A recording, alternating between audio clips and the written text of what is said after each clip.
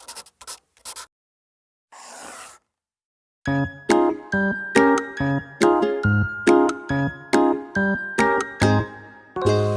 to AETCM, the emergency medicine channel. Today we'll be discussing a case of a young guy who presented to our ER with complaints of painful penis. Can we begin, sir? A 33-year-old male presented to our ER with complaints of painful erected penis. So in our initial 10-second assessment, since the patient was able to talk in one full sentences, we moved on to the primary survey. Now, in the primary survey, airway-wise, patient's airway was patent. He was able to talk in one full sentence.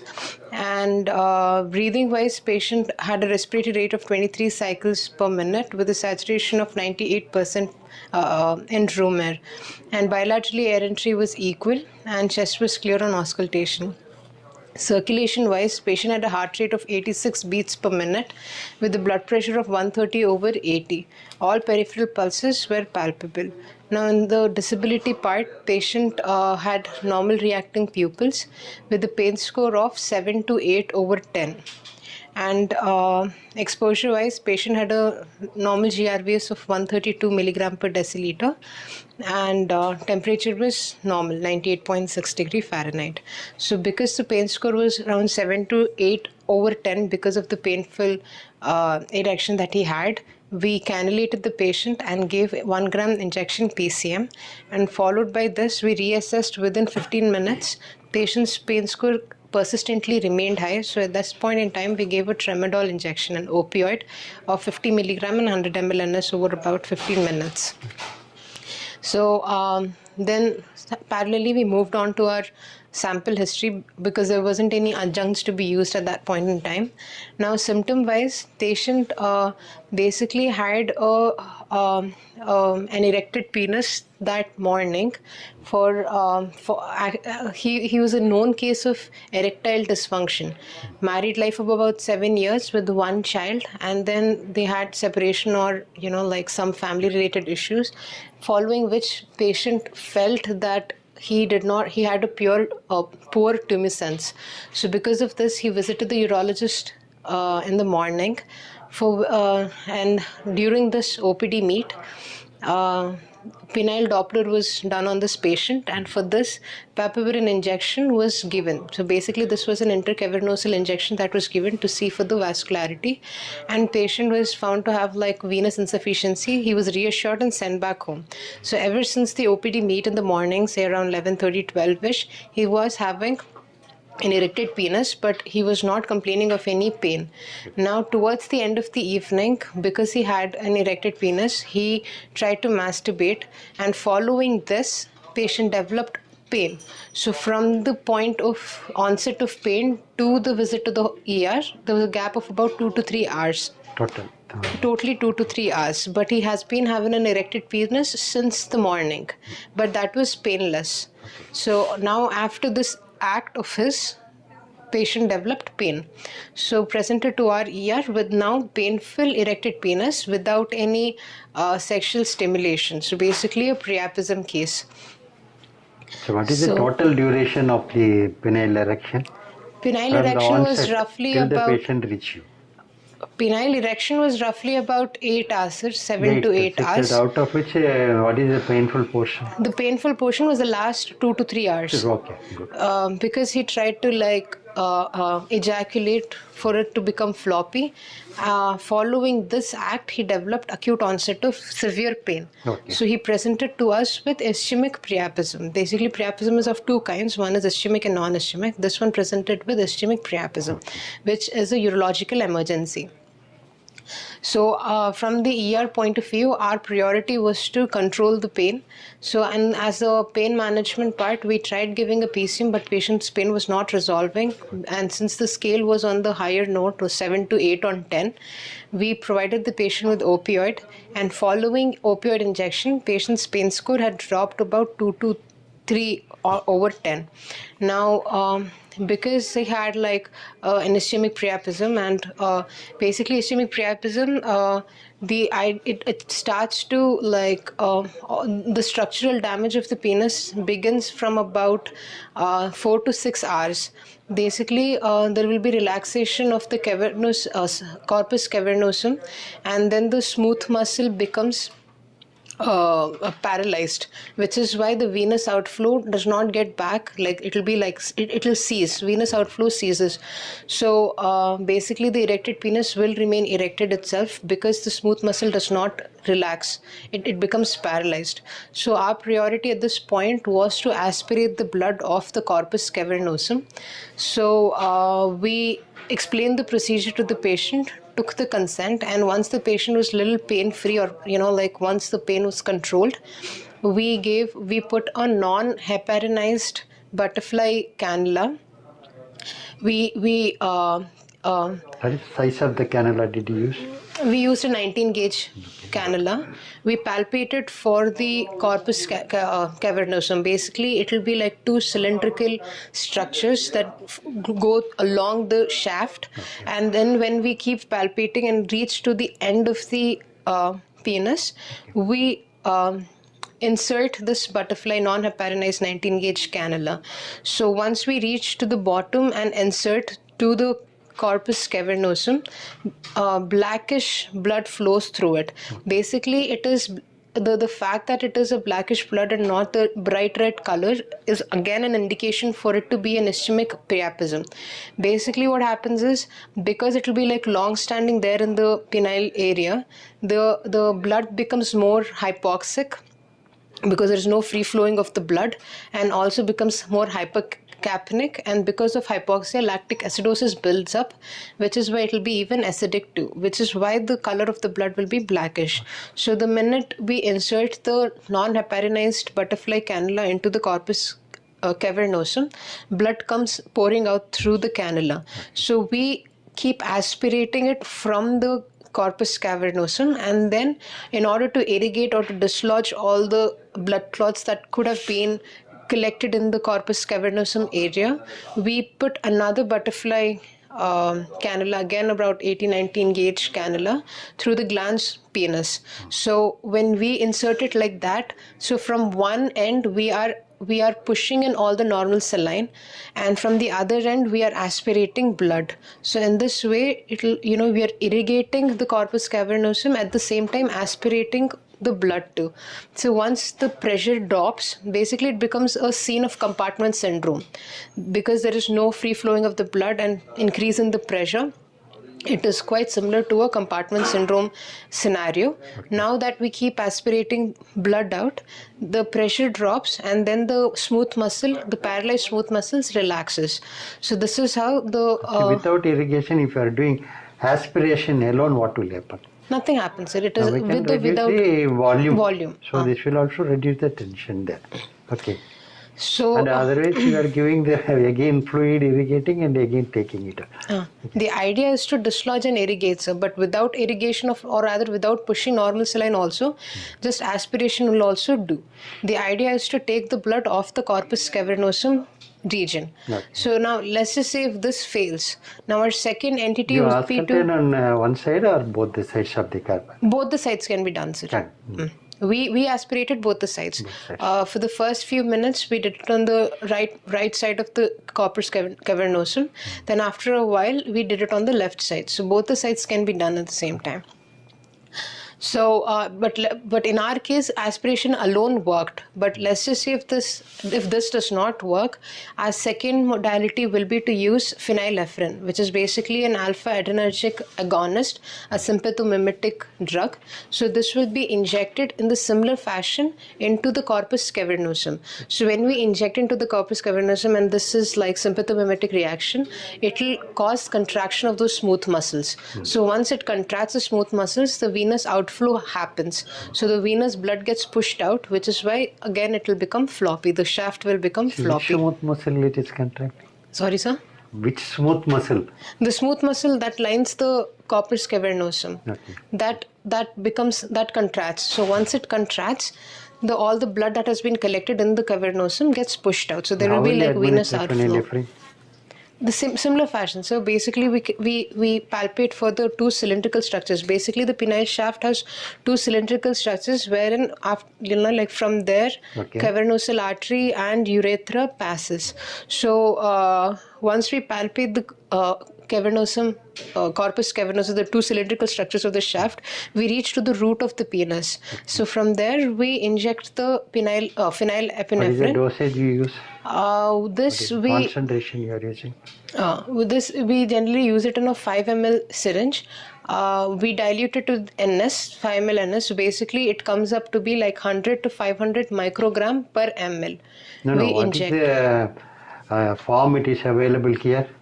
Ampule or vial? Here, phenylephrine, we... 1 ml or multi-dose vial. Or each ml contains how much? It is given in the 500 microgram. Then you have to dilute to know how many milligrams in 1 ml. That I'm not aware of. Okay. You get just theoretically you are talking, or you actually practice? Phenylephrine we haven't used it. For us, aspiration itself worked. That's what. Okay, the other alternative. Okay. This is going to be an alternative. If most of the time aspiration itself works. Ways it is coming. One as an ampule, another one as a vial. See, 1 ml contains 1 milligram. This constitution is also coming. 1 ml contains 10 milligram of phenylephrine. This is also coming. Okay, multi-dose vials also coming. 10 ml total.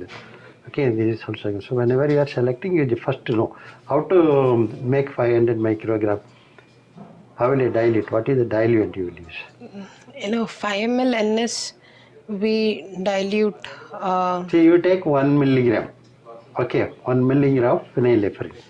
So 1 microgram is equal to how much? 1 milligram is equal to 1000. 1000, okay. Okay, and then you have to constitute. How much you will be diluting with? See, 1 milligram if you are diluting with? 1 more ml. Pardon? 1 more ml. How much is 500? 500 microgram. 500. Okay, or else you can dilute. Actually, if you want to give 5 ml, you can dilute accordingly. And the quantity. Okay, good. How frequently you will use it? Every 3 to 5 minutes, we'll have to keep pushing until the shaft becomes floppy. Floppy. It takes 1 hour, 2 hours. That is subjective, sir. That it depends. When will you think that it is failing? This method is failing? After about, say, 20-30 minutes of us pushing the phenylephrine injection and also aspirating at the same time, despite this, if the patient persistently has pain and the shaft continues to remain erected, that's when we say that this is not working and we move on to the next step. For the next step, we involve the urologist team also, because it is distal shunting, which is like a surgical procedure. Okay, is there any other alternative for phenylephrine? Any alpha adrenergic agonist, no, sir. What is popularly used is phenylephrine. Phenylephrine. Why others not used? Epinephrine can we use? Epinephrine is not used. Epinephrine also we can use. 1 in 1 lakh. Sorry, 10 lakh 10 dilution. We are getting 1 in 1000. So into 100 dilution, it will get only. But because epinephrine causes tachycardia and already the patient is having coronary artery disease, the problem will be more. What is the duration of action of phenylephrine?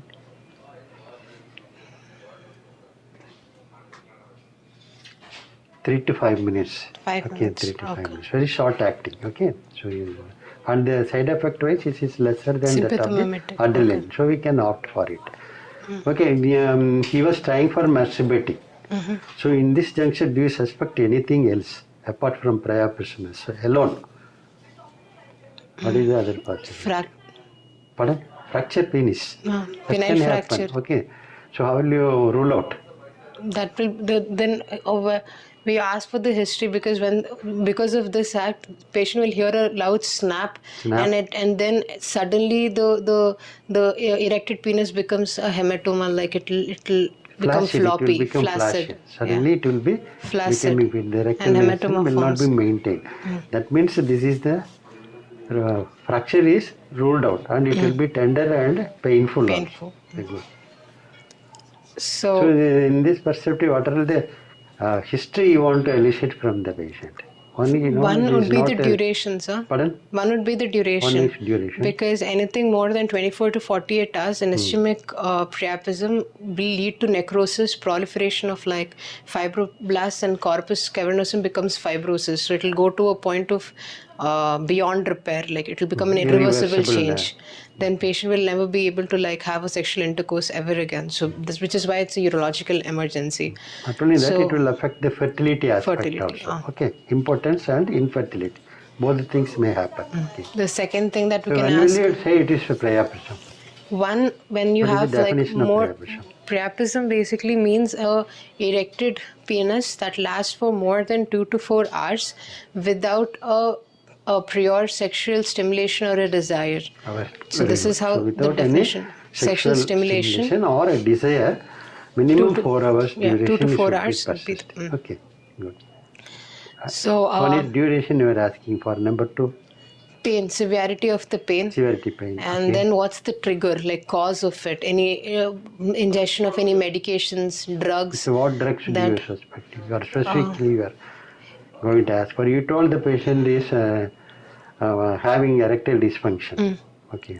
Viagra or PDE5 And he has got a inhibitors. psychological upset also because away from his wife and other things. What do you expect? One would be recreational drugs like cocaine and all that patient can be on. Recreational drug you have to keep in mind. Okay. So apart from that, patient can be on Viagra or on PDE5 inhibitors. Okay. All of these also have to be like kept in mind because PDE5 inhibitors again cause like it's a treatment for erectile dysfunction, but can also lead to priapism as a side effect. Okay, good. Patients might be affected with sickle cell anemia. Sickle cell. Pardon, ma? Sickle cell anemia. See, the Hematological, recurrent. recurrent episodes is present or not. Yes, Okay. sir. So we are Prior talking episodes. about any blood crisis including sickle Cell disease. anemia or Okay. any other hematological causes like leukemia, Any malignancies. trauma? Did you ask Trauma, the patient? yeah. Is it trauma to the Penile or the perineum. perineum? Okay. Did you Area. examine the perineum? Did you Yes, sir. examine We the- did, and there weren't any evidences of penile or perineal trauma. Okay. And patient was not on any recreational drugs, which is why the cause for this was narrowed down to intracavernosal injection that he received in the morning. Okay. So yeah, so we controlled when the patient came in. We controlled the pain, following which we aspirated the blood, and then the patient was kept in the ER for a while to observe. But he required like admission because he was scared to get back home, which is why we admitted the patient for observation. See, when you are examining the patient, what are the things you have to So one we make will have decision to. about? So once when we are examining the patient, we look for any evidences of trauma, any penile Okay, or rule out perineal any areas. trauma. Yeah, then we'll See, we what is the, palpate for any lymph node. commonly cycling, bicycle riding. So that is one of the main causes for the Trauma. Okay. Then we Or blood injuries may also happen. yeah. Next. So Any then procedures he underwent urological or any dilatation or examination? intracavernosal injection that he must have received. We palpate for the even lymph nodes also to rule out any malignancies. Malignancy, that is also And again, we look into his hematological profile to rule out any leukemias, any sickle cell anemia, multiple myeloma. All these things also have to be like ruled out. Okay. Then so this would be things that we'd be looking into the clinical So there profile. are two major types. One is ischemic, Ischemic and another one is non-ischemic. non-ischemic. So as soon as possible, we have to make the patient get in a property ischemic. This one. This is non-ischemic, mostly self-limiting, and may not be causing much problem. And non-ischemic is generally caused when there's like a fistula between the cavernous artery and the corpus cavernosum. But like you said, sir, it is either Commonly because congenital of the and it is trauma and self-limited. fistula or aneurysms. These are all the common causes. Yeah. So you told in the examination of any discoloration or anything. This patient did not have any Maybe discoloration, so diagnosed he just had an erected penis. That's all, without any discoloration or any other So like how will traumatic. you confirm it is an ischemic type or So non-ischemic? mostly one ischemic one will be like history-wise itself will be like very painful and will have acute onset, and recurrence will be like little rare on the occasion. But if at all, it is still harder to make a clearer diagnosis to identify. When we aspirate, that blood can be sent for arterial blood gas analysis. ABG. So when we can do take with the through the intracameral, thing, so aspirated and blood. ischemic blood will be blackish, and in the blood gas analysis, we will see evidences of hypoxemia, hypercapnia, and acidemia. PaO2 will be reduced, PaCO2 will be increase, increased. pH changes will be there, Will be there. acidosis, all there. Good. So we do that, but despite this, if you're still unable Any to other like decide, alternative? Doppler can be used. Doppler, okay. Doppler we can do. See, what other advantage of Doppler? One, it is non-invasive, and also we can get to know the vascularity itself of Vascularity. the So the integrity of the vessels, any damage, fistula or aneurysm, all these things, in addition, we can able to find out. And then the flow, whether the flow is totally shut down or the minimal flow is still present there. So it will be giving an duration and the prognosis parts of it. Okay, good. So yeah, that's about it. So then we control the pain. Then we aspirate. If this doesn't work out, along with In aspiration, this way, we do it with phenyl. Suspected the previous history nil. This is the first time. This is the first time, sir. First time. See the recurrent, suppose how will you rule out other investigations? What are the things? Sickle cell will have to rule out. So one of the most common cause for recurrent or stuttering priapism is sickle cell anemia. What other investigations? For recurrence. See, whatever pertaining to the blood dyscariasis. Okay. Rural Total count, malignancies. peripheral smear, and all of the things you have to put it together. Okay, good. In which age group it is common? Young, actually it has a bimodal peak.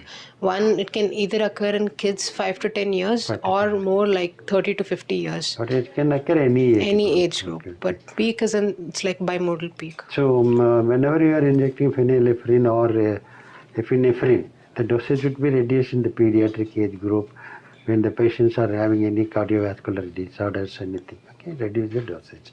Instead of 500 microgram, it can be made to 200 microgram. Like in smaller doses, continuous ECG monitoring should also be followed. Okay. That's about it. We control the pain, aspirate. In this patient, we didn't have to go through phenylephrine and all that.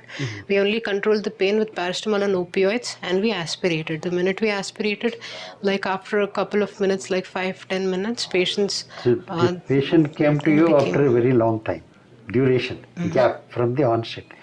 The most important first thing, check for the vascularity. call the urologist. Urologist opinion is the most important thing. We did place a. Okay. Good. Okay, ma'am. Okay, sir.